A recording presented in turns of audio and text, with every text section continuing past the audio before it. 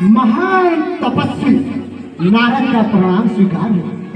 कल्याण हो पुत्र, सदा सुखी रहो। कहो पुत्र, आज बहुत प्रसन्न चित्त दिखाई पड़ते हो। प्रसन्नता का कारण क्या है पुत्र? शब्द बताओ पुत्र।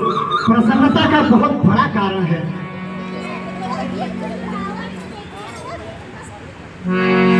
क्या कारण है नारद? हे परमपिता, मैं आज मृत्यु लोक पे तपस्या कर रहा था। फिर क्या हुआ? बहुत प्रसन्न दिख रहे हो। मेरी तपस्या इतनी अच्छी थी, इतनी कठोर थी, जिससे इंद्र का सिंहासन कंपित हो चुका। क्या बात कर रहे हैं? आपकी तपस्या में तो कोई शंका का स्थान हो ही नहीं सकता नारद। सत्य बात है परमपिता, आप समझ सकते हैं। फिर क्या हुआ? समस्त देवता इंद्र भयभीत गिरते पड़ते कामदेव के पास गए। हाँ, फिर क्या हुआ? कामदेव से विनती की। उन्हें लगा मैं उनका सिंहासन प्राप्त करना चाहता हूं अपने तपस्या के बल। इंद्र को ऐसा डर रहता है। क्या हुआ?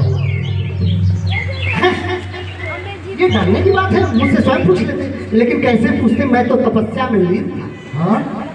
और कामदेव सुंदर सुंदर अप्सराएं विफल हो गई मेरी तपस्या भंग करने में। क्या बात कर रहे हैं? फिर क्या हुआ नारद? मेरे चरणों में गिर के क्षमा याचना करने लगे। फिर क्या किया आपने? अब हे परमपिता, आप तो जानते हैं मैं कितना महान और दयावान। मैंने उन्हें क्षमा कर दिया। मैं बोला जाओ कामदेव जाओ। ये तुमने बहुत अच्छा किया। फिर क्या हुआ नारद? हे प्रभु, मैं इतना महान तपस्वी, क्रोध तो मुझे आता ही नहीं और अहंकार बिल्कुल नहीं है। मैंने क्षमा कर दिया और क्षमा मांगते हुए रोते बिलखते गए होंगे इंद्र के पास। और फिर मैं जाके देवाधिदेव महादेव को मैंने ये सारी बातें बताई। अच्छा, कि मैं आपके समक्ष जैसे ब्रह्मदेव हैं, जैसे नारायण है मेरे प्रभु, जैसे देवाधिदेव महादेव हूँ, वैसे एक नारद हूँ महान हो चुका है। क्या बात है, आपका तो पद बढ़ गया। अब मुझसे क्या चाहते हो? बस ये प्रसन्नता का विषय है। मैंने सोचा आपको भी बता दूं कि आपके समक्ष कोई और भी है। मैं भी धन्य हो गया तुम्हारी इस व्यथा कथा को सुनकर। ठीक है नारद, जो आपने मुझसे यह वृत्तांत बताया है वह नारायण से मत कहिए। इसी में तुम्हारी भलाई है।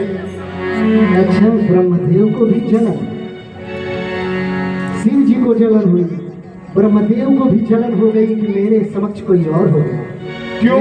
महान क्यों? क्या मन में गुनगुना रहे हो नारद? कुछ नहीं प्रभु, कुछ नहीं, कुछ विलम्ब हो रहा है, मुझे आज्ञा दीजिए। हाँ जाइए, कल्याण हो। श्री